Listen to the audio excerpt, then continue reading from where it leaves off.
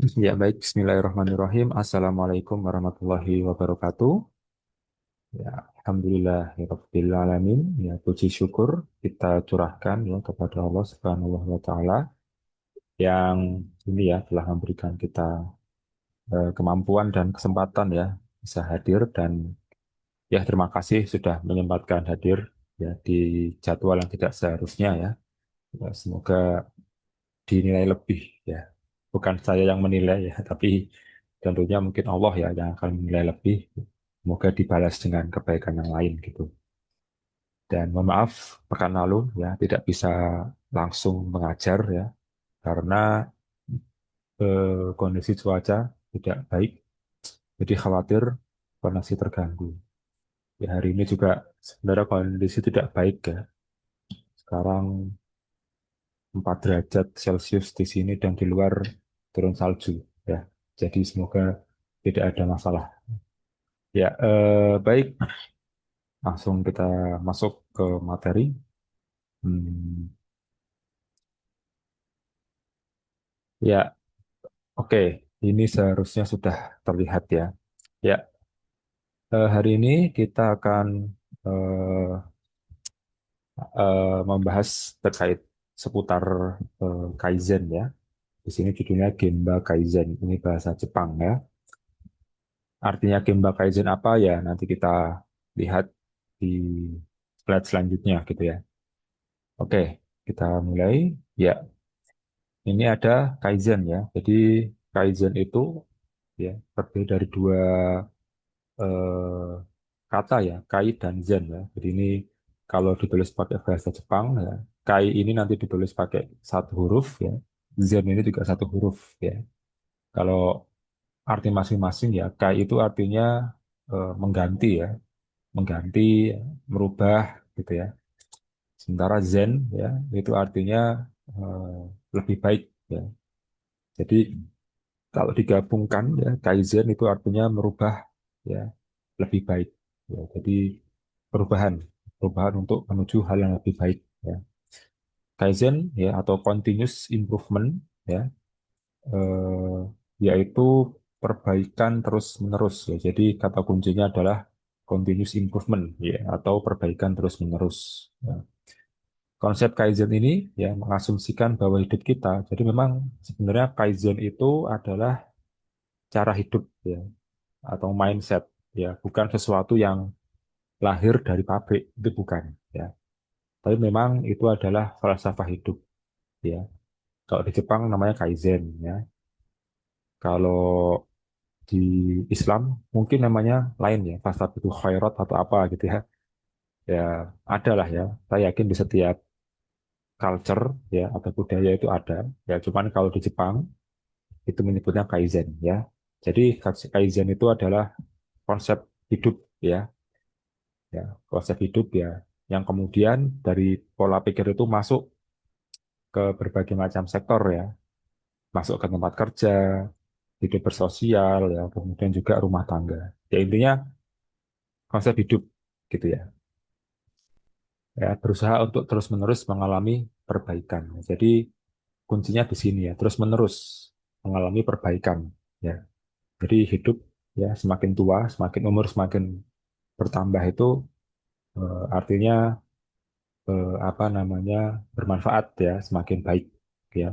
Bukan malah sama saja ya kualitas hidupnya, skill-skill yang dimiliki sama saja, tapi juga harus lebih baik. Jangan sampai sama atau bahkan menurun. Nah, itu kerugian ya. Jadi harus ada eh, sifat baik atau kemampuan ya yang baik juga ya seiring berjalannya waktu. Meskipun perubahan di dalam Kaizen tidak dramatis ya, tetapi sedikit dan bertahap ya. Jadi kuncinya itu ya. Karena perubahannya itu berdampaknya panjang ya, maka alangkah baiknya dilakukannya itu sedikit demi sedikit, tidak langsung banyak. Karena langsung banyak itu menyebabkan capek ya, berubah cepat. Biasanya kalau hal yang cepat itu kemudian nanti apa namanya hilangnya juga cepat ya. Ya contohnya itu misalnya apa ya?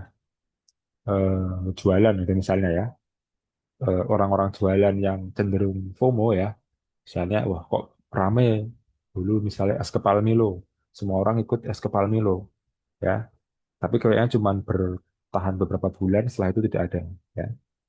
Sementara kita bandingkan dengan orang-orang jualan yang perlahan-lahan ya, tapi terus-menerus perbaikan ya. Misalnya kayak warung-warung makan ya di sekitar kampus ya, mungkin teman-teman di sini punya warung makan favorit ya. Biasanya yang jualan mungkin jimbok-jimbok ya, mbah-mbah gitu ya. Tapi ya sampai detik ini tetap ada gitu ya. Karena memang mereka bukan bukan bukan berubah cepat ya, bukan bukan FOMO, bukan ikut-ikutan ya. Tapi memang paham bahwa mereka jualan ya, me- memberikan kebutuhan pokok ya bagi mahasiswa dengan harga yang terjangkau, harga mahasiswa dan terbukti ya sampai sekarang masih ada. Ya. Sama juga itu dengan warung makan favorit saya di waktu kuliah gitu ya. Sekarang masih ada ya dari tahun 2000 berapa gitu ya. Sekarang masih ada gitu ya. Ya. Nah, perubahan yang diakibatkan dalam jangka waktu tertentu cukup besar ya. Jadi walaupun perubahannya sedikit tapi eh, efeknya itu terasa ya. Hal ini berbeda ya dengan perubahan yang dihasilkan oleh Western Management ya, yang biasanya dramatis. Jadi memang perbedaan ya antara Jepang itu kan manajemen timur ya, sementara kalau negara-negara barat seperti Eropa, kemudian Amerika ya itu perubahannya cepat ya. Ya, tapi kadang memang perubahannya cepat ya, tapi nanti cepat berubah lagi, berubah-berubah terus gitu. Ya. Jadi Kaizen merupakan payung bagi semua manajemen praktis ya yang berkembang ya seperti total quality control, kemudian ada zero defect ya sama just in time ya. Jadi intinya banyak yang menggunakan konsep Kaizen ya. Oke. Oh ya kalau misalnya ada pertanyaan silahkan ya bisa raise hand atau eh, chat di kolom komentar ya. Oke, mengapa menggunakan Kaizen gitu ya? Yang pertama cepat dan mudah pelaksanaannya ya. Jadi karena perubahannya itu kecil, simple ya, jadi cepat dan mudah pelaksanaannya. Kalau perubahannya besar, ya itu kadang bingung itu apa yang mau dirubah ya, karena saking besarnya. Jadi memakan waktu, jadi nggak bisa cepat. Tapi kalau Kaizen, karena dia simple, jadi cepat dan mudah gitu ya. Kemudian eh, big impact ya, direct attack ke masalah. Jadi karena simple ya, karena perubahannya kecil, ya, sehingga kalau misalnya ada masalah ya, yang terjadi itu bisa langsung kelihatan gitu ya. Jadi misalnya mau memodifikasi alat gitu ya, kita modifikasi alatnya beberapa hari berhasil, tapi kok ada masalah setelah itu. Karena perubahan kita kecil, jadi untuk mengembalikan ke posisi awal itu masih gampang. Ya. Ya namanya orang berkembang kan pasti ada gagalnya juga. Tapi kan kalau berkembangnya sedikit, gagalnya juga sedikit. Kalau berkembangnya baik, sedikit, bisa ditambah lagi, gitu, sedikit. Jadi kalau kebaikannya itu tuh sedikit-sedikit bertambah. Kalau ada masalah, langsung bisa dihapus dengan cepat. Jadi itu ya. Kemudian hasil bisa langsung dirasakan ya karena cepat dan mudah tadi ya. Jadi perubahannya bisa langsung dilaksanakan ya. Menggunakan SDM yang ada ya. Jadi konsep Kaizen itu adalah konsep yang punyanya apa, dikembangkan itu dulu. Jadi bukan beli barang baru atau beli alat baru, ya mungkin beli alat baru, ada sesuatu yang mungkin langsung bisa memberikan solusi ya terhadap masalah. Tapi dengan membeli alat baru itu kan menggunakan uang yang cukup banyak ya. Kalau misalnya berhasil oke ya, tapi kalau ternyata hasilnya tidak signifikan atau bahkan justru merugikan, nah itu mah sudah rugi uang dan rugi apa ya, rugi alatnya juga gitu. Sementara kalau Kaizen ya menggunakan alat yang ada dulu ya, kemudian dengan menggunakan alat yang ada bisa dibuat apa. Jadi konsepnya seperti itu ya. Jadi Kaizen itu simple ya. Kemudian fokus pada major issue ya. Jadi masalah-masalah yang besar ya itu bisa kendalikan ya dengan menggunakan Kaizen. Kemudian teamwork ya lihat dengan kacamata berbeda. Nah, di Kaizen itu menggunakan teamwork ya. Jadi perubahannya itu sedikit demi sedikit dan melibatkan kerja tim ya. Dan dengan kerja tim itu kita bisa dapat banyak perspektif ya. Sehingga dari banyak perspektif itu bisa dipilih ya mana yang terbaik ya. Kemudian melewati semua batas birokrasi ya. Jadi prinsip Kaizen itu adalah tidak bermuluk-muluk di birokrasi ya. Jadi cepat gitu ya. Cepat, kemudian kalau ada ide langsung bisa disampaikan dan diterapkan kalau memang baik idenya gitu ya. Jadi kalau di sini itu tulisannya just do it then improve it ya. Jadi nggak cuman berhenti just do it ya. Kalau brand sepatu itu kan just do it ya. Tapi kalau Kaizen just do it then improve it ya. Jadi eh, dilakukan dulu, dilakukan dulu.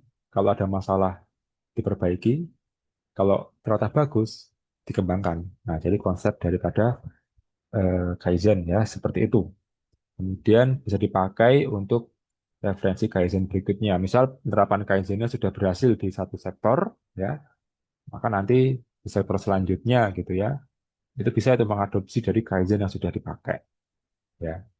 Nah, jadi itu ya alasan beberapa mengapa gitu ya menggunakan Kaizen dan kenapa Kaizen itu penting ya dalam eh, produksi ya kalau di sini. Tapi sebenarnya Kaizen juga bisa diterapkan di manapun ya, bahkan di kehidupan kita sehari-hari. Ya.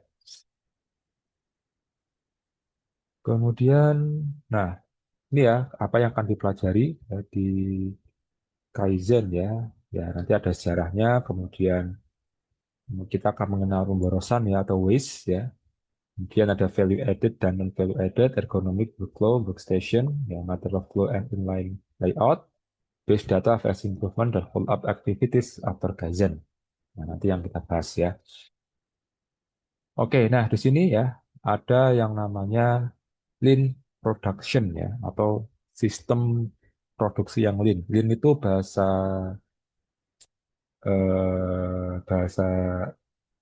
Indonesianya itu ramping ya, ramping ya. Jadi ramping ya, di produksi yang ramping ya. Di sini ada ini itu maksudnya pilar begitu ya. Jadi pilar dari sebuah produksi yang jadi ini tuh ibaratnya sistem produksi yang lean itu atapnya gitu ya. Atapnya kemudian JIT dan Jidoka itu seperti tiangnya gitu ya. Nah, supaya sistem produksi yang lean atau lean production itu bisa berdiri ya, maka perlu adanya fondasi atau tiang lah ya. Nah, tiang itu adalah JIT dan Jidoka. Ya, ya JIT itu ya just in time ya, yang sudah kita bahas di beberapa pertemuan belakang ya. Nah, dengan menggunakan just in time ya, just in time itu merupakan apa ya? Hasil ya daripada penggunaan yang efisien ya dari orang, peralatan, material dan space atau tempat ya. Jadi ketika bisa efisien dalam menggunakan orang yang ada, peralatan yang kita punya, material-material yang kita punya, kemudian juga kita bisa menggunakan atau apa namanya mengatur ya space atau tempat kerja yang nyaman, ya, yang simple dan efisien, ya, maka terbentuklah CIT. Ya.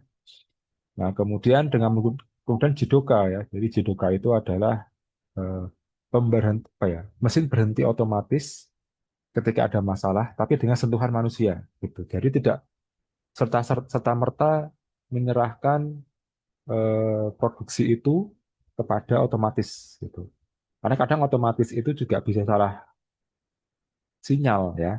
Sebenarnya ada masalah, tapi ya namanya robot ya, tetap aja jalan terus. Padahal sistem daripada eh, just in time ya itu adalah kalau ada masalah segera dihentikan. Dan kadang ketika ada masalah yaitu manusianya yang bisa mengerti sehingga manusia diberikan apa namanya alarm lah ya alarm ketika ada kesalahan maka yang menentukan apakah suatu produksi tetap berjalan atau tidak itu adalah manusianya.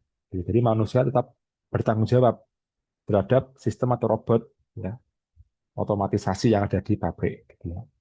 Nah, dengan menggunakan Jidoka ini ya di sini bisa meningkatkan kemampuan proses ya.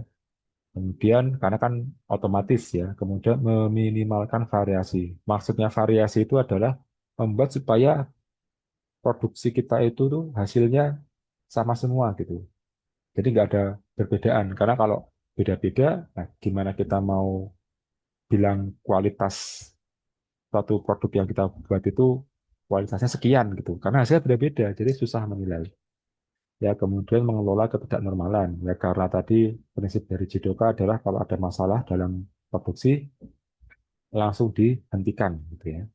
Nah, dengan menggunakan CIT dan Jidoka nanti terbentuk yang di tengah ini gitu ya. Sehingga menguatkan. Jadi ceritanya kayak gitu ya, gambarnya kayak gini. Jadi menguatkan atap ya atap daripada produksi yang lean atau produksi yang ramping gitu ya. Nah, ini pentingnya CIT dan Jidoka ya untuk menciptakan sistem produksi yang ramping ya. Dan sistem produksi yang ramping itu adalah ciri daripada Kaizen ya. Jadi Kaizen itu simple. Simple kemudian dikembangkan terus-menerus. Nah, untuk bisa sampai ke konsep yang seperti itu butuh yang namanya CIT dan Jidoka ya, yang menghasilkan apa yang di tengah ini gitu ya. Hmm, iya. Ya, kemudian setelah itu, nah ini ya penyebab beberapa Kaizen kalau penyebab penerapan Kaizen itu gagal ya. Yang pertama ada fokus di area tertentu ya, bukan pada perubahan budaya. Nah, ini seperti yang saya ucapkan di awal tadi ya, bahwa memang Kaizen itu budaya ya. Yang namanya budaya ya maka itu harus tertanam di setiap manusia yang bekerja di situ. Tertanam dari level bosnya sampai pegawainya gitu ya. Dan akan gagal kalau hanya fokus di area tertentu gitu ya. Misalnya eh, bagian manajerialnya itu Kaizen, tapi ketika sampai pegawai ya pegawainya tidak punya konsep Kaizen dalam dirinya, sehingga ya kerja kerja aja gitu ya, tidak merasa bahwa apa yang dia lakukan itu perlu untuk peningkatan, jadi intinya ya kerja kerja aja. Nah itu berpotensi ya Kaizen gagal ya, tidak melibatkan semua bagian ya tadi ya, jadi hanya tertentu saja. Ketakutan gagal dan ragu pada hal baru. Nah ini juga musuhnya Kaizen ya, namanya continuous improvement ya, apa namanya meningkatkan kemampuan atau meningkatkan kualitas menjadi lebih baik itu pasti akan menemui namanya kegagalan ya. Ya kegagalan itu sudah satu paket ya dengan kehidupan manusia lah. Ibaratnya kayak gitu. Jadi orang yang tidak pernah gagal ya itu mungkin juga tidak akan pernah berkembang ya. Jadi eh, dalam kehidupan kita itu ya manusia itu punya jatah gagal ya. Jadi mumpung masih muda ya, ini teman-teman mahasiswa sekalian ya, jatah gagalnya itu dihabiskan ya. Ibarat kata kalau jatuh masih muda gitu, masih bisa bangkit sendiri gitu ya. Jadi eh, nanti kalau semakin tua ya, energi sudah berkurang ya, nanti susah gitu ya, susah untuk bisa mencoba ke hal-hal baru gitu ya. Jadi itu ya Kaizen kegagalan, ya Kaizen ya yang gagal itu karena ketakutan akan kegagalan. Kemudian ketidakmampuan untuk melihat proses secara keseluruhan ya. Ya, ya kembali ke pertama sebenarnya ya. Jadi hanya fokus di area tertentu. Jadi Kaizennya tidak tidak semuanya teradaptasi gitu ya. Kemudian salah prioritas utama ya. Jadi sebenarnya tuh yang ada masalah itu di bagian mana gitu ya. Itu salah memprioritaskan. Kemudian ketidakmampuan membaca peluang ke depan. Ya, ini juga menyebabkan Kaizen gagal ya. Karena kan Kaizen itu kan berkembang untuk target tertentu gitu ya. Oh misalnya tahun ini ya itu sedang trennya AI gitu misalnya ya.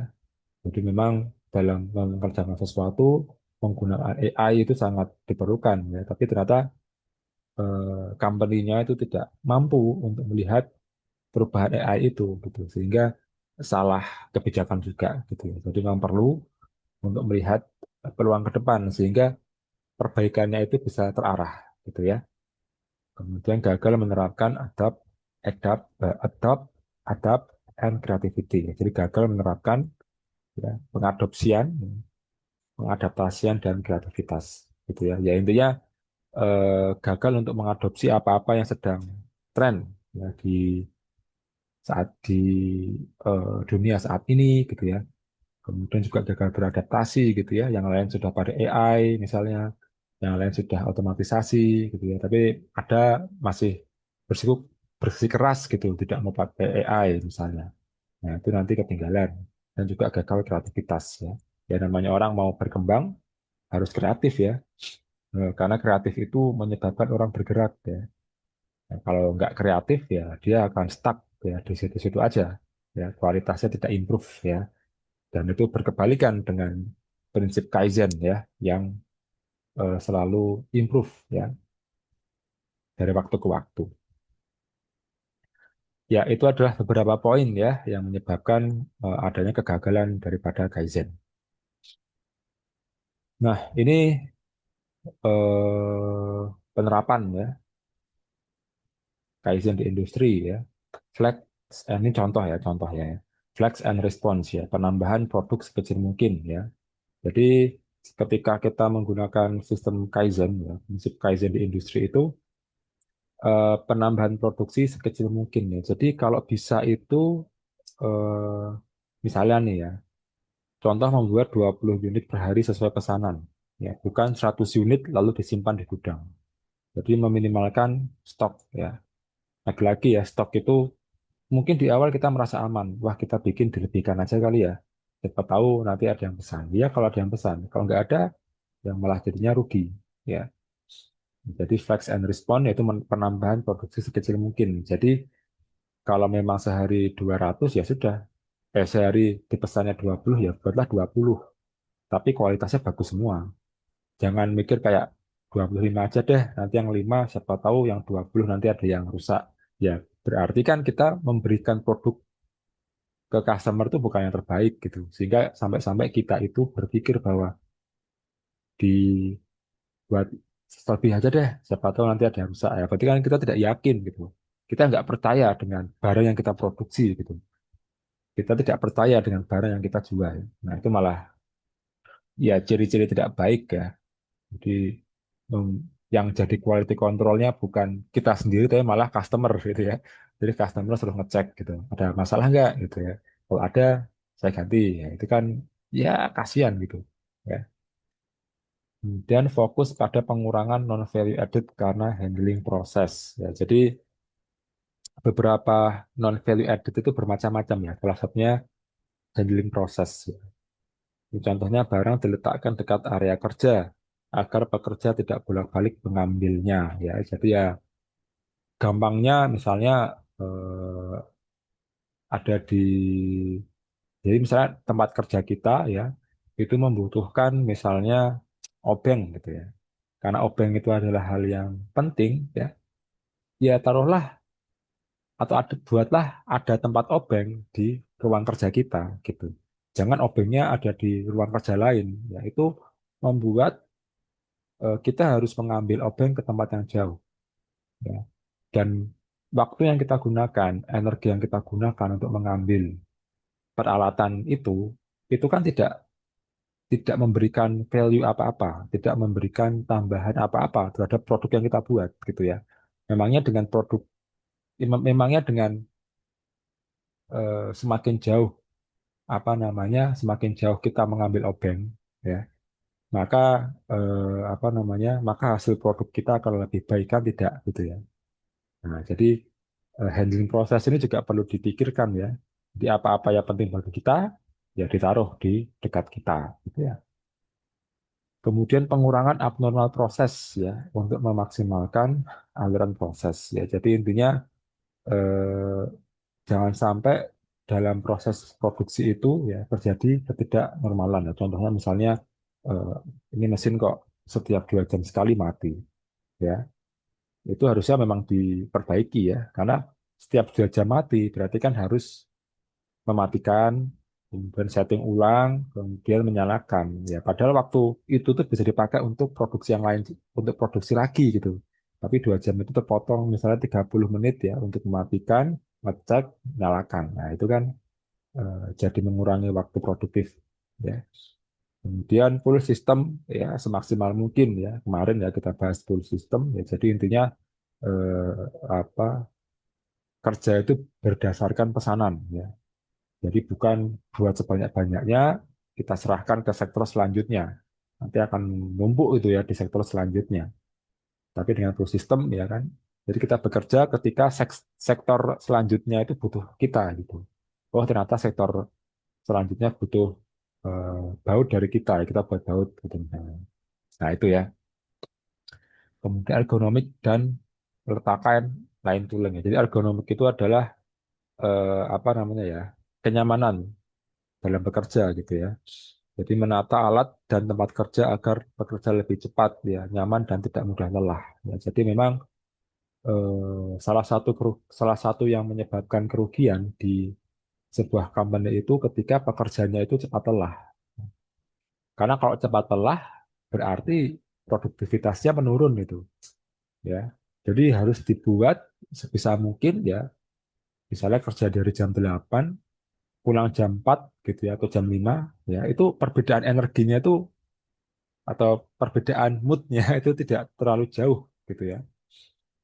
Pas waktu jam pagi ya 8 semangat ya, jam 2 udah ngantuk ya, jam 3 sudah ngantuk gitu ya. Nah, itu merugikan gitu ya. Tapi dibuat supaya jam 8 masuk ya, masih semangat ya. Jam 5 itu ya mungkin akan capek tapi tidak tidak banget gitu loh ya. Jadi moodnya masih baik gitu ya. Nah, ini juga termasuk makan gitu ya. Jadi mungkin kalau teman-teman merasa sering ngantuk gitu ya di jam-jam setelah duhur, itu mungkin juga ada makan salah gitu ya. Dan sepertinya ya, saya tuh mikir gitu ya, negara kita itu tidak begitu, bukan tidak, ya susah untuk maju, ya bermacam-macam faktornya. Tapi salah satunya itu karena kita kebanyakan makan nasi. Ya, jadi kita sarapan nasi, siang juga nasi gitu ya. Padahal nasi ini itu kalau lebih dari yang dibutuhkan itu membuat ngantuk ya. Jadi saya itu pernah baca ya tips ya supaya tidak gampang ngantuk itu salah satunya adalah mengurangi porsi nasi ya. Jadi lauknya tetap biasa nggak apa-apa ya, sayurnya ada, lauknya ada, proteinnya ada, tapi nasinya dikurangi gitu. Maksimal 1 kepal ya untuk sarapan itu 1 kepal. Kemudian di waktu siang ya mau makan nasi lagi boleh ya, atau nggak makan nasi sama sekali juga nggak apa-apa. Tapi pastikan ya sayur dan proteinnya itu ada. Protein yang terpenting ya. Bisa itu ayam, daging, telur gitu. Tempe ya. Nah, nanti kalau mau makan nasi banyak itu di waktu malam. Kenapa? Ya karena setelah itu udah ngantuk gitu kan tidur gitu. Itu salah satunya gitu ya. Jadi mungkin bisa diterapkan ya bagi teman-teman supaya tidak gampang ngantuk ya. Nah, kemudian material flow dan inventory system ya secara keseluruhan. Jadi mengatur aliran material dan persediaan secara keseluruhan agar efisien dan tidak macet ya. Contohnya jalur material dibuat satu arah ya dan inventory dijaga hanya cukup untuk 1 hari produksi ya. Jadi material flow-nya dibuat supaya simple ya. Jadi ya A B C D misalnya ya. Itu satu satu jalan gitu, bukan dari A harus ke B yang ternyata jarak dari B ke C itu lebih dekat daripada A ke B. Jadi kan kayak kemana-mana gitu. Ya. Ya mungkin sama seperti ngurus dokumen ya di di Indonesia gitu ya. Harus kemana dulu, muter lagi balik. Nah, itu kan tidak efisien ya.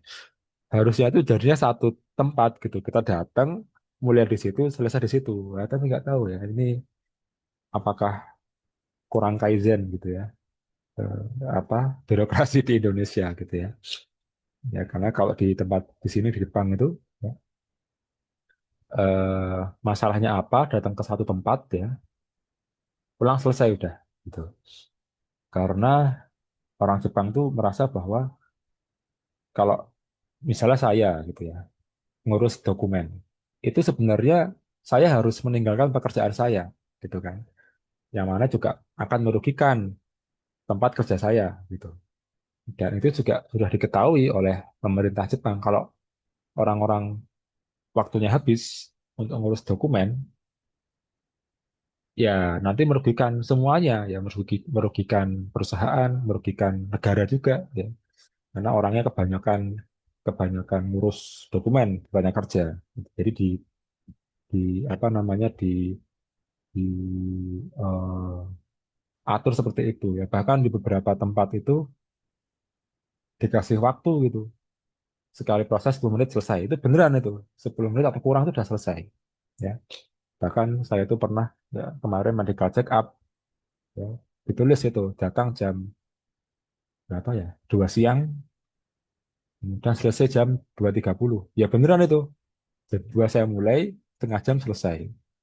Ya. Dan tempatnya tuh kayak dibuat sangat sangat simple ya. Jadi yang pertama cek apa? Cek darah. Terus ke tempat selanjutnya antri, cek eh, apa dua, terus ketiga itu kayak cuma sekali jalan tiba-tiba selesai terus tuh setengah jam gitu. Jadi sama seperti yang ditulis di dokumennya gitu. Jadi ya saya bisa enak ngatur waktunya gitu. Ya itu ya. Jadi terkait Kaizen. Nah kemudian Gemba ya. Nah ini Gemba ini siapa tahu nih ya teman-teman ada yang mau kerja di Jepang, karena sektornya banyak. Nah kalau misalnya sektor Gemba ini kerja lapang ya, kerja lapangan. Sektor yang berat, saya akui sektor yang berat ya, apalagi ketika musim dingin ya. Nah, sekarang itu misalnya musim dingin, salju ya. Salju itu jangan dikira asik ya teman-teman ya. Ya, dulu ketika saya pertama kali di Jepang lihat salju, asik ya. Di hari pertama asik ya. Cuman masalahnya itu dingin banget ya, minus. Dan saya harus melaluinya 4 bulan ya. Itu kayak masuk ke kulkas 4 bulan gitu. Ya. Kemudian di rumah harus menyalakan AC ya, bayar listriknya mahal ya di Jepang itu ya. Jepang itu bayar listrik kalau musim dingin bisa sampai dirupiahkan tuh sampai 2 jutaan. Di Indonesia tidak ya tidak sampai segitu ya, tapi di Jepang ini mahal ya. Jadi salju asik itu cuma di film-film. Ya. Ketika merasakan itu nggak enak ya. Nah itu jadi tapi ya silahkan kalau misalnya mau kerja di sektor Gemba ya, Gemba itu di luar gitu ya, di Kelapang ya. Ya tapi biasanya kerja Gemba itu badannya jadi-jadi ya mas. Ya, ya itu karena mental dan otot terlatih ya. Ya, nah itu sektor kerja Gemba. Tapi Gemba di sini yang dimaksud itu mungkin agak berbeda ya. Jadi Gemba yang di Kaizen itu artinya real place ya. Ya sebenarnya Gemba itu lapangan ya. Tapi kalau Gemba di Kaizen itu dimaksudkan sebagai real place atau tempat yang sesungguhnya. Ya mungkin mirip ya dengan lapangan, kerja lapang, kerja di tempat yang sesungguhnya. Tapi kalau kerja lapang itu lebih Gemba yang kerja lapang itu lebih kerja yang di luar gitu. Tapi kalau Gemba di Kaizen itu nggak serta merta cuman di luar ya, tapi di real place, ya. Yaitu tempat di mana suatu tindakan atau dilakukan, suatu tindakan dilakukan, ya, atau tempat suatu tindakan terjadi. Ya, jadi intinya tempat di mana pekerjaan itu benar-benar dilakukan, ya, bukan hanya dibicarakan. Nah, contohnya di dalam bisnis, ya, Gemba adalah tempat di mana suatu aktivitas yang bernilai, ya, atau value adding untuk dapat memuaskan konsumen. Ya. Jadi di sini dituliskan tempat di mana ya kegiatan penting dilakukan untuk membuat pelanggan senang. Ya, misalnya tempat membuat barang atau melayani pembeli. Jadi kalau dalam bisnis ya yang dimaksud Gemba itu adalah itu ya. Tempat di mana apa namanya kita itu membuat pelanggan senang, yaitu Gemba ya. Kemudian kalau Gemba di dalam pabrik ya, di manufacturing industry adalah tempat di mana dilakukan proses pengembangan, ya, produksi dan penjualan produk. Ya, di sini tuliskan tempat di mana barang dirancang, dibuat, dan dipersiapkan untuk dijual. Ya, contohnya area mesin, tempat perakitan, atau tempat pengepakan. Itu adalah Gemba di sektor manufacturing atau pabrik ya. Kalau dalam sektor servis ya, jasa servis ya, Gemba adalah tempat di mana customer berinteraksi dengan tempat pelayanan atau jasa. Ini penjelasan lebih lanjut di sini ya. Nah, ini Gemba ya, problem yang biasa timbul pada kebanyakan manajer adalah mereka lebih senang duduk di dalam kantor dan menjaga jarak dengan Gemba ya atau tempat produksi. Ya tadi ya dikatakan kalau di industri atau di pabrik ya Gemba itu adalah ini ya eh, tempat di mana dilakukan proses pengembangan ya produksi ya dan penjualan produk. Nah, masalahnya itu kadang manajer itu menjaga jarak gitu ya antara kantornya dengan Gemba ya atau tempat produksi. Ya, atau kata lainnya manajemen itu manajer itu kadang menjaga jarak dengan lapangan atau tidak mau turun ke lapangan. Ya, turunnya kalau misalnya ada bencana, misalnya gitu ya. Ya, mereka mengetahui berbagai proses produksi yang telah dilakukan hanya dari report, ya, yang dikirim harian, mingguan, dan bulanan. Nah, ini juga salah satu masalah ya kalau misalnya manajer itu tidak mau turun ke lapangan, tidak mau lihat langsung kondisinya, gitu ya. Dan hanya mengandalkan laporan ya, laporan harian, laporan mingguan atau bulanan yang mungkin tidak sesuai dengan kenyataan. Padahal di Kaizen itu menuntut agar manajer itu ya tahu kondisi lapangan. Mungkin tidak 24 jam di lapangan ya, tapi memang harus ada aktif ya, keaktifan untuk melihat sektor produksinya bagaimana gitu ya. Benar-benar melihat keadaan supaya bisa merasakan ya kalau ada masalah seperti apa gitu ya.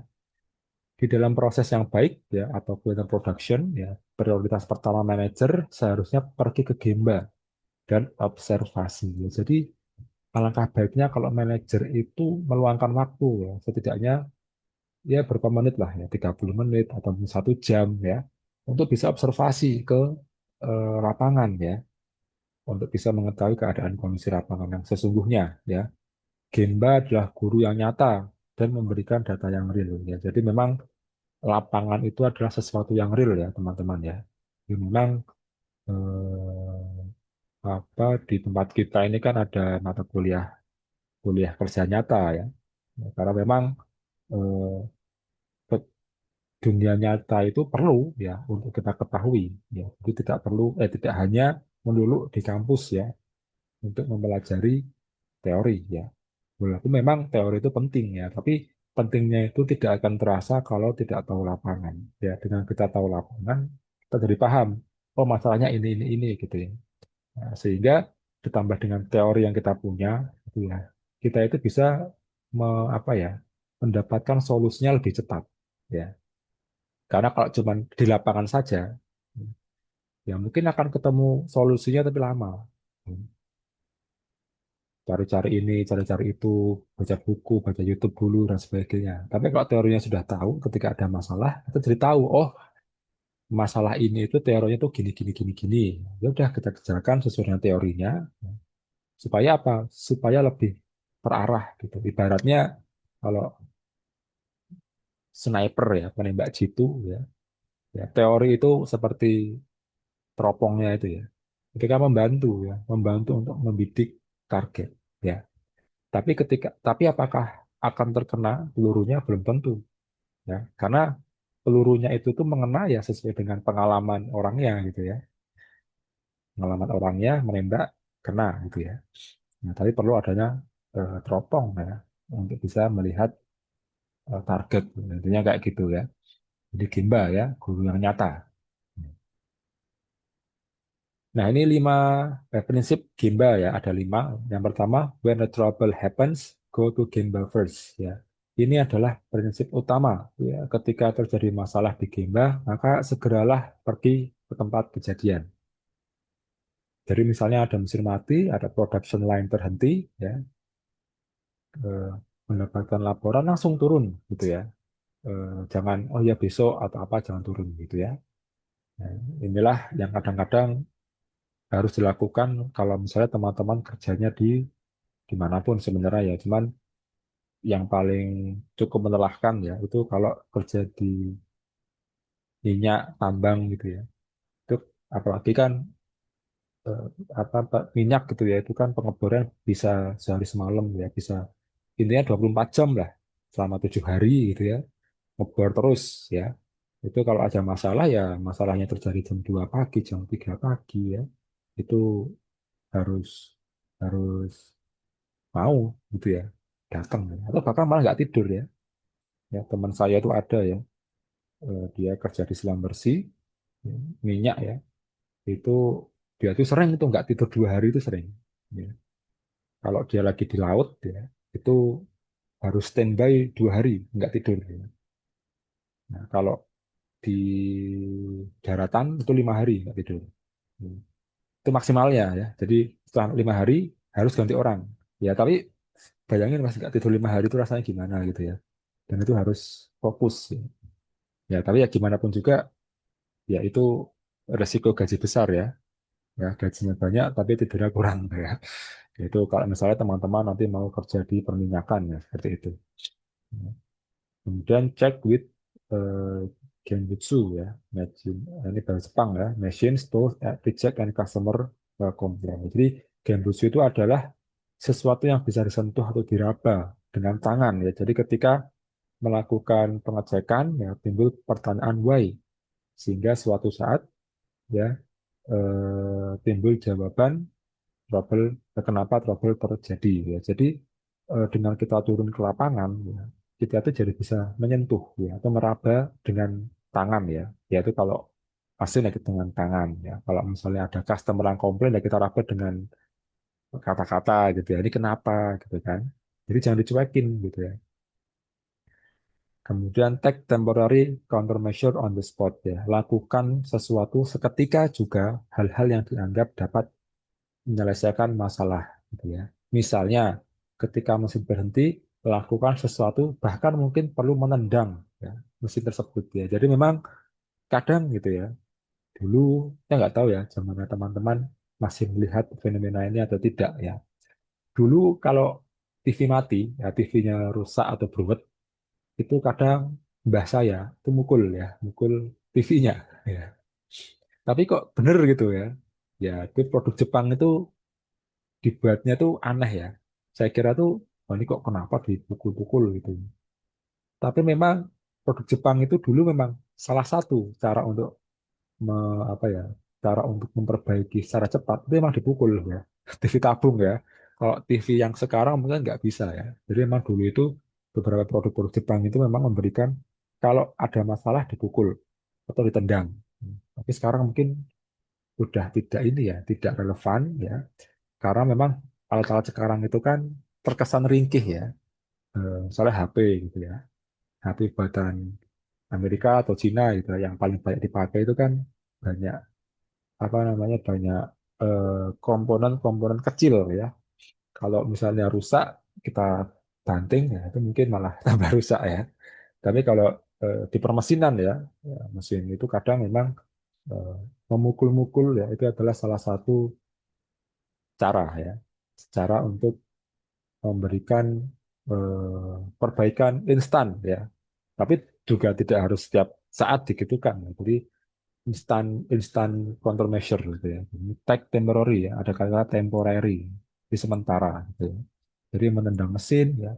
Atau ketika customer marah ya lakukanlah permintaan maaf atau memberikan hadiah kepadanya. Ya, jadi kalau misalnya ada customer yang marah ke kita bukan malah dibales gitu ya. Bukan malah apa namanya? Apakah sudah di restart modemnya? Nah, itu siapa itu ya? Itu kan gitu ya. Eh, Koneksi bermasalah ya. Jawabannya selalu apakah sudah di restart modemnya? Itu apa ya?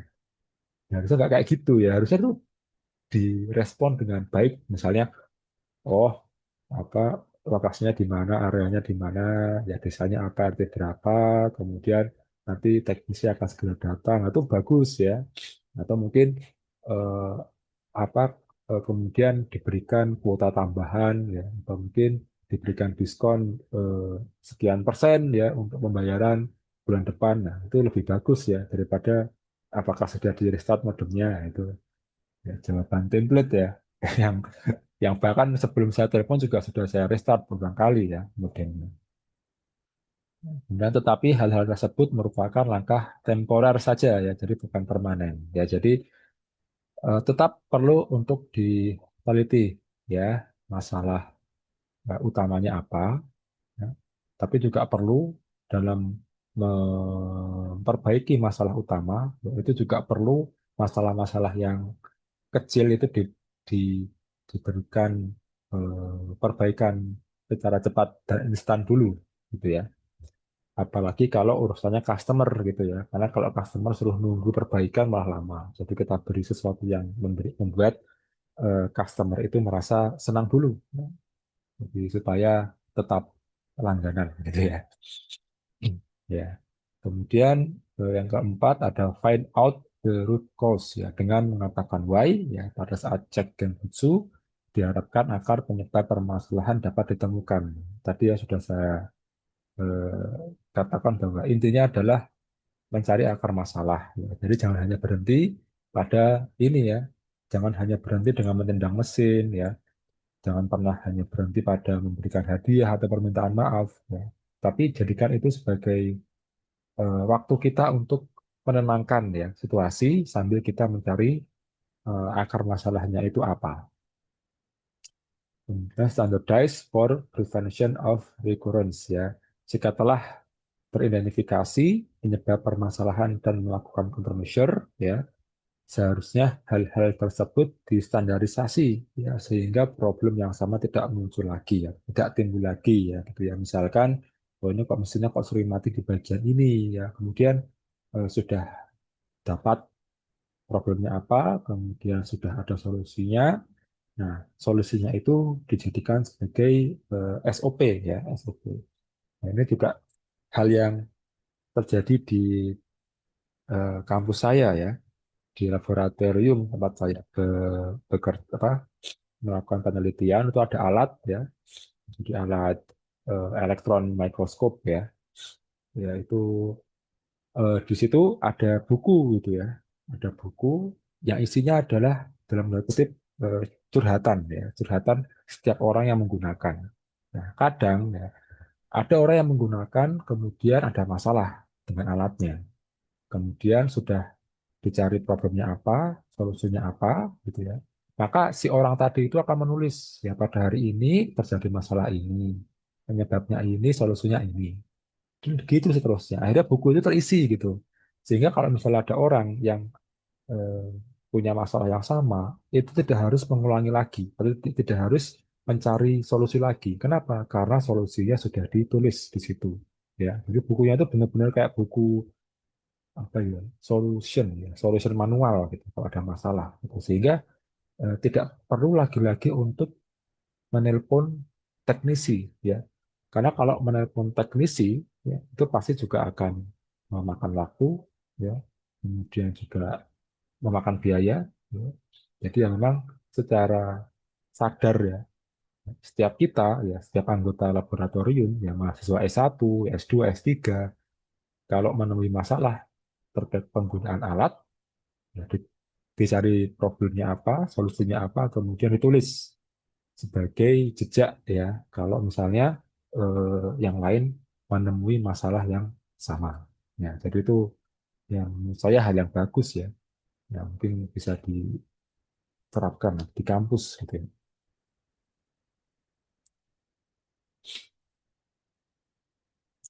Ya,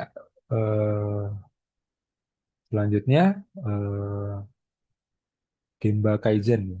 Semua orang di dalam suatu perusahaan ya harus bekerja bersama untuk mengikuti tiga pilar dasar, ya, yaitu saat melakukan Kaizen di dalam Gemba, yaitu housekeeping, ya, muda elimination, dan standardization. Ya.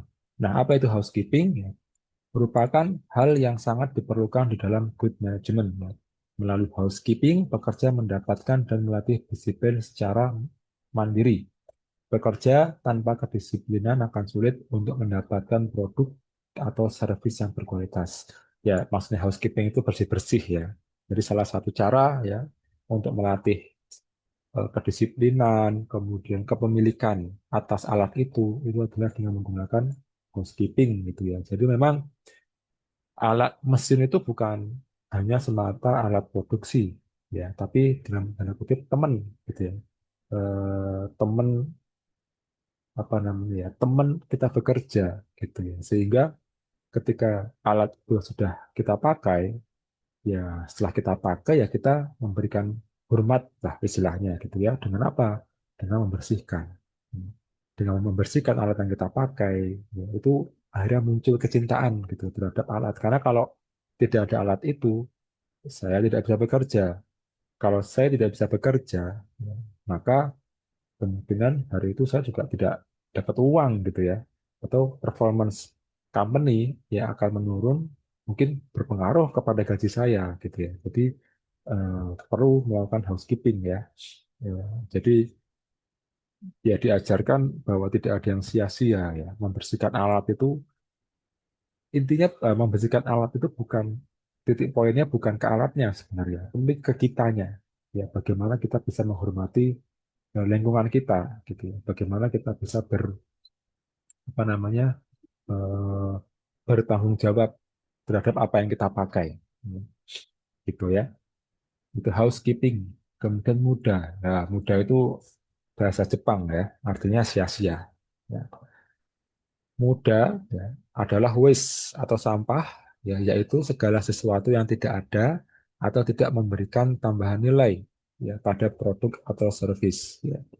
Kaizen lebih menekankan muda elimination ya sehingga dapat meningkatkan produktivitas dan menurunkan cost ya dibanding meningkatkan investasi. Nah, jadi sebisa mungkin ya dalam kita bekerja itu mengurangi eh, waste atau mengurangi pemborosan ya karena pemborosan itu berarti ada bahan baku yang terbuang itu merugikan gitu ya. Dan Kaizen lebih menekankan pada ya penghilangan atau meminimalisir adanya apa namanya adanya waste ya atau adanya eh, kemubaziran gitu ya. Jadi dan menurut karena mudah elimination ya itu dapat meningkatkan produktivitas dan menurunkan cost ya dibanding meningkatkan investasi ya. Ya walaupun investasi itu kan kita dapat uang ya untuk tambahan modal itu misalnya. Ya tapi sebenarnya pertambahan modal itu tidak begitu berimpact ya. Justru yang berimpact itu adalah penekanan waste ya, penekanan limbah ya. Nah itu ya. Nah, ini jenis-jenis waste atau mudah ya. Yang pertama, mudah of overproduction, yaitu memproduksi melebihi yang diinginkan oleh konsumen sehingga menimbulkan stok ya, atau terjadi penumpukan stok ya. Jadi eh, kita mikirnya ya buat jaga-jaga gitu kan. Tapi sebenarnya kalau dari sisi company ya, sisi industri pabrik ya, mudah of overproduction gitu. Jadi eh, overproduksi ya, kelebihan produksi itu justru malah sia-sia gitu ya. Kemudian mudah of inventory gitu ya, adalah hasil adanya overproduction ya. Jika dapat memproduksi sesuai yang dibutuhkan ya, pada proses selanjutnya berarti telah melakukan eliminasi mudah of inventory ya. Dengan tadi adanya overproduksi ya, ya maka terjadi namanya mudah inventory ya. Terjadi penumpukan barang gitu ya. Nah, ini juga salah satu hal yang disorot ya eh, terhadap produk-produk Cina gitu ya. Ya, ini sebenarnya saya juga penasaran gitu ya. Kenapa Cina itu sangat produktif ya. Saking produktifnya itu sampai pasar dalam negerinya itu penuh. Akhirnya mereka jual juga keluar. Ya, salah satunya itu mobil listrik ya. Ya, sempat dulu saking banyaknya produk mobil listrik di dalam negerinya tidak laku ya ya karena sudah pada beli gitu ya akhirnya dikirim ke Eropa dan sebagainya cuma sampai di Eropa malah numpuk di pelabuhan gitu kan. Nah, penumpukan itu kan akhirnya membuat apa namanya, pihak company mobil listriknya itu harus bayar uang gitu ya. Ya, untuk membayar penitipan, ya penitipan mobil gitu ya. Ya, tapi tetap saya merasa ini ya, merasa penasaran gitu ya, sampai segitunya gitu kan. Nah, itulah kenapa di Indonesia banyak mobil listrik Cina ya, kebanjiran ya. Saya tahun Lebaran tahun ini ya, Maret Februari atau Maret ya, itu kan pulang ke Indonesia ya. Saya lihat, wah kok banyak mobil baru. Maksudnya mobil merek baru, sampai saya nggak hafal gitu ya. Kalau dulu kan cuma Toyota, Honda, Suzuki gitu ya. Ini kok banyak banget ya. Nah itu ya. Kemudian mudah of waiting ya. Seringkali ditemukan seorang operator menunggu tiba, material ya, tiba baru kemudian mereka menghidupkan mesin ya. Hal ini merupakan sesuatu yang tidak ada nilainya ketika operator hanya melihat dan menunggu. Ya, jadi memang eh, apa menunggu itu sia-sia gitu ya. Ibarat kata harusnya itu mesin sudah siap untuk memproduksi barang ketika bahan-bahan sudah ada. Bukan malah nunggu, oh bahannya baru oh bahannya sudah datang, baru kita menyalakan mesin. Nah, menyalakan mesin itu kan ada waktu tunggunya. Nah, itu juga akan membuat eh, pemborosan ya waktu. Nah, kalau bisa jangan. Jadi mesin sudah ready, bahan masuk langsung bisa diproses. Kemudian mode of motion ya, ketika operator berkeliling untuk mencari tools ya atau untuk mendapatkan benda kerja ya merupakan sesuatu yang tidak punya nilai tambah. Ya, itu tadi ya, kalau memang ada benda-benda penting, barang-barang penting ya diletakkan secara rapi ya, untuk kemudian kita mudah ya mengambilnya. Ya, itu adalah mode of motion ya. Kemudian mode of transportation ya. Ketika material bergerak di atas truk, conveyor, forklift ya merupakan sesuatu yang non value added. Ya. Jadi menghindarkan yang namanya mode of transportation. Ya. Nah, ini salah satu yang bagus dari Cina ya. Walaupun tadi Cina overproduksi ya. Nah, tapi bagusnya Cina itu dalam satu negara itu mereka punya semuanya ya, dari bahan baku, kemudian eh, production line ya, semuanya ada di satu negara, sehingga kalau butuh apa-apa ya tinggal dari negaranya itu gitu, tidak perlu ekspor, tidak perlu impor ya. Beda dengan Jepang ya, karena negaranya kecil dan sumber daya alamnya juga sedikit ya, jadi apa-apa harus impor dulu ya dari luar negeri. Dan namanya impor ya berarti harus pakai kapal ya, harus nunggu waktu ya. Itu yang menyebabkan ya itu hal yang sulit dihindari ya ketika negara kecil apa ya jadi produsen ya.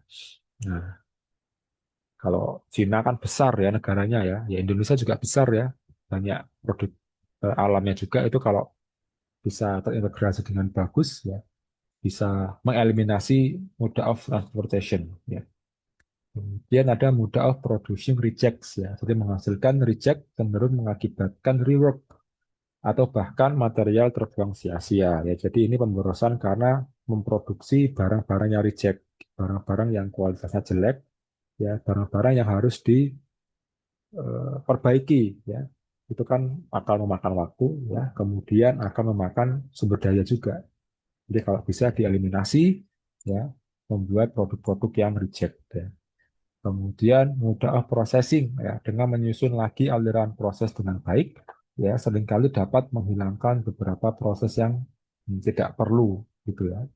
Jadi eh, kalau bisa memang dalam membuat sesuatu itu, kalau bisa prosesnya satu, kenapa harus dua gitu ya. Kalau bisa pakai kartunya, tapi kenapa harus fotokopi ya itu ya. Di Indonesia itu aneh ya. Eh, apa KTP ada E-nya ya, tapi tetap disuruh fotokopi. Ya. Nah, tapi kalau di tempat, ya contohnya mungkin di Jepang itu ya, kartunya, kartu apa KTP itu bisa ada chipnya gitu ya. Tinggal tempel, tinggal tempel, tinggal tempel, ya tinggal gesek gitu ya. Jadi nggak perlu pakai fotokopi gitu ya. Ya begitu ya, perbedaan. Ya, kemudian problem solving ya. Cara penyelesaian masalah ada dua ya. yaitu analytical approach dan design approach. Nah, ini dalam menyelesaikan masalah ada dua cara. Ya. Yang pertama analytical dan yang kedua ada design approach. Analytical approach adalah cara penyelesaian masalah setelah masalah terjadi. Dan kebanyakan ini yang dilakukan. Jadi ada masalah, kemudian dicari tahu ya cara memperbaikinya gimana. Itu adalah analytical approach. Ya, setelah problem timbul baru dilakukan ya pengecekan atau mencari akar penyebab masalah dan kemudian melakukan standarisasi prosedur baru sehingga masalah yang sama tidak timbul lagi gitu ya. Ini kurang. Nah, sementara design approach yaitu mengantisipasi masalah dan mencoba memecahkan masalah yang akan timbul ya. Jadi design approach ini adalah preventif ya. Jadi mencoba untuk eh, mengantisipasi masalah sebelum masalahnya terjadi. Nah, sementara kalau analytical approach itu mencari solusinya ketika sudah terjadi. Ya, ya dampak penggunaan design approach jauh lebih besar dibandingkan analytical approach ya, karena kalau ada design approach sudah terprediksi ya masalah apa yang mungkin terjadi sehingga solusinya sudah diketahui dari awal, sehingga mesin tetap akan bisa bekerja ya, production line jadi tidak terganggu. Sementara kalau analytical approach ya itu nanti akan menyebabkan ya, production line akan terhenti ya. Terhenti kemudian akan ya produksi jadi terhambat ya. Kemudian desain approach dapat dilakukan dengan meningkatkan perencanaan plan yang baik ya, sudah tentu ya, dan tools yang digunakan biasanya adalah FDA atau FMEA ya yang baru-baru dikembangkan ya. Tapi ini tugasnya anak-anak teknik industri sebenarnya ya terkait design approach ini ya. Jadi kita tidak begitu paham. Ya, oke. Sudah selesai ya, ya, materi pada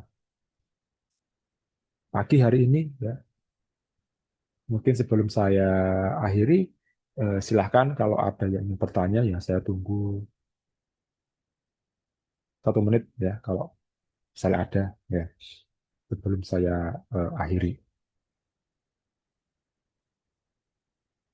Ya, dan saya mengingatkan untuk jangan lupa presensi ya dan kuis ya, karena saya mengambil nilainya juga berdasarkan dari presensi dan kuis ya. Karena saya lihat itu eh, mahasiswanya kan 50-an ya atau 40-an lebih lah. Ya, tapi yang isi presensi itu di angka paling banyak 38. Ya, ya 30-an. Ya. Oke, Mas Zidan Ismail silahkan boleh pakai mic, boleh menulis, silahkan Mas.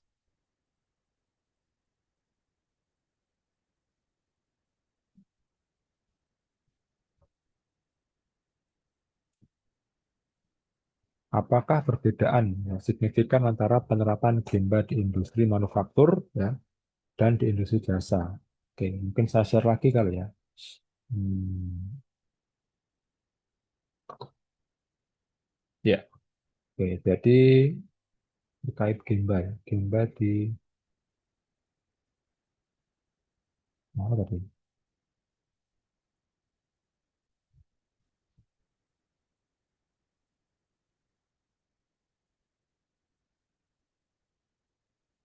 Nah, ke slide 8 ya. Ini ya tadi pertanyaannya adalah perbedaan Gemba di manufaktur ya dan industri ya. Jadi jasa ya. Jadi pertama definisinya dulu, Mas ya. Jadi Gemba ya adalah real place ya atau lapangannya. Nah, kalau di industri manufaktur ya, yang menjadi lapangannya itu adalah tempat produksinya. Ya, jadi produksinya di sini adalah dituliskan ya tempat di mana dilakukan proses pengembangan developing, produksi dan penjualan produk. Ya. Jadi intinya kalau ada masalah, manajer ya atau atasan turun ke Gemba. Kalau Gembanya itu adalah manufacturing industry ya berarti turun ke lapangan melihat bagaimana proses itu berjalan, bagaimana masalah itu terjadi. Ya, jadi ke Gemba langsung ke lapangan ya. Ya kayaknya kalau untuk ini mudah gitu ya. Nah, kalau dalam service ya, Gemba adalah tempat di mana customer berinteraksi dengan tempat pelayanan jasa. Jadi ini mungkin contohnya apa misalnya kalau jasanya ya. Jasanya apa dulu nih kira-kira ya? Coba mungkin Mas Zidan ada contoh jasa di mana gitu misalnya. Kalau nggak ada ya saya akan coba cari contoh versi saya gitu. Nah, mungkin Tidak ada, ada Pak. gimana? Tidak ada. Oh, Mungkin tidak ada. versi Pak. Oh ya ya Ya, ya. Pak. Oke. Ya, jadi kalau service ya, service itu kan contohnya ini ya. Tadi saya nyontohnya pakai modem ya. Ya, ya ada ya salah satu jasa internet rumahan ya dulu, tapi nggak tahu sekarang gimana. Ya, yang intinya kalau wah ini kok internetnya mati gitu ya, saya telepon customer service. Jawabannya apakah sudah ada restart modemnya gitu kan? Itu kan seperti jawaban yang apa ya? Jawaban yang nggak mau ambil ribet gitu pihak sananya gitu kan. Jadi seolah-olah kita pengguna jasa ya jasa internet ya provider di rumah gitu ya, wifi di rumah. Kalau ada masalah ya kita sendiri yang melakukan. Ya sebenarnya restart modem itu kan sudah dilakukan ya, karena itu kan tadi apa namanya salah satu prinsip ini ya Gemba ya. Apa ini ya take temporary countermeasure on the spot ya. Saya tahu misalnya wifi-nya rusak, wifi-nya bermasalah, kemudian saya restart. Kalau nggak bisa, kemudian saya cabut colok. Ya itu hal yang memang saya bisa lakukan. Ya, tapi kok masih masalah? Berarti kan saya ke CS, ke adminnya, ya. Harusnya ya, ketika ada masalah seperti itu, pihak sana itu bukan malah eh, menyuruh kita untuk reset modem lagi ya. Dan kadang ketika sudah saya bilang sudah saya lakukan gitu, coba sekali lagi Pak, kayak ya ini mau sampai kapan dicoba terus. Nah, yang paling benar adalah ditanyakan masalahnya apa, ya, kemudian eh, ditawarkan apakah perlu datang ke teknisi gitu kan. Kalau saya perlu, mereka juga nanti akan ngecek jadwalnya kapan, bisa jam berapa. Karena kan ya mau bagaimanapun juga teknisi itu kan orang-orang lain ya, orang luar gitu kan. Jadi kalau ada permasalahan, ya kita juga harus lihat gitu kan, bagaimana mereka menangani masalah.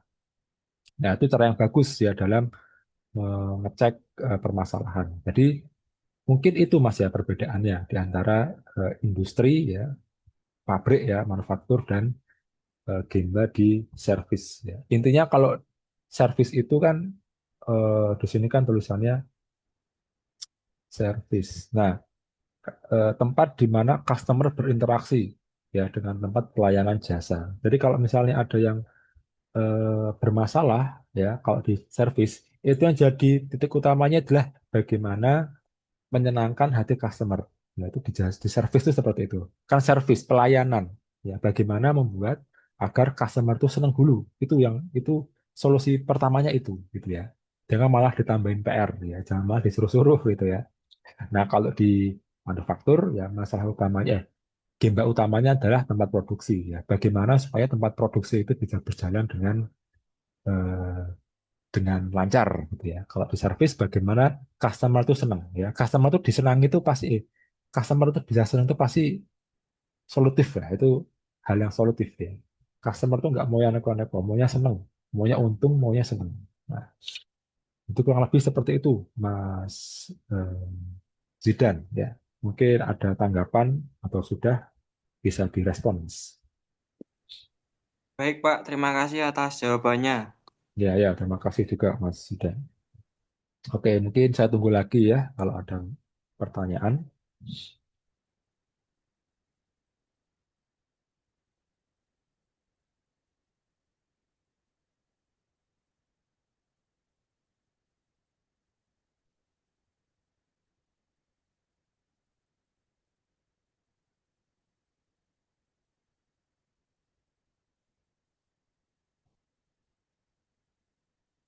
Oke.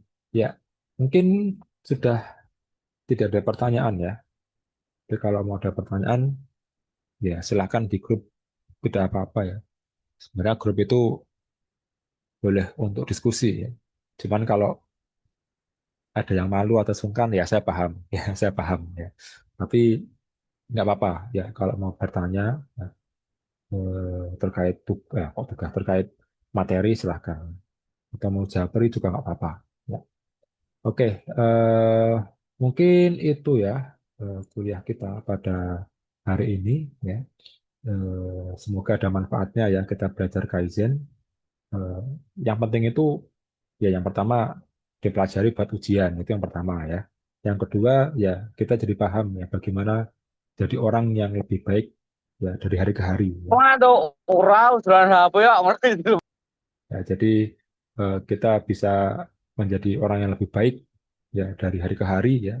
Ya dengan cara ya perbaiki yang ada dulu yang bisa gitu ya. Tidak harus langsung semuanya ya. Misalnya teman-teman badannya ingin bagus, memang nge-gym ya, tapi kan tidak harus langsung nge-gym gitu. Apa yang bisa dulu dirubah ya, misalnya tidak banyak bergadang, ya itu pertama bisa gitu kan. Atau mungkin mengurangi makan makanan manis, gitu ya. Atau mungkin lagi ya mengurangi apa ya, mengurangi karbo. Nah, saya nggak paham ya. Tapi intinya banyak hal ya yang bisa kita lakukan untuk berubah menjadi lebih baik dan tidak harus langsung yang besar ya. Karena kalau langsung ke gym biasanya cuman sebulan ya habis itu nggak lagi.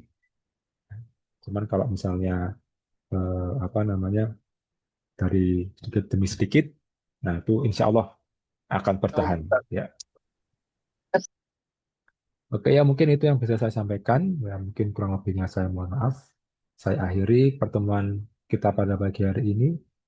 Alhamdulillahirrahmanirrahim. Wassalamualaikum warahmatullahi wabarakatuh. Waalaikumsalam warahmatullahi wabarakatuh. Ya.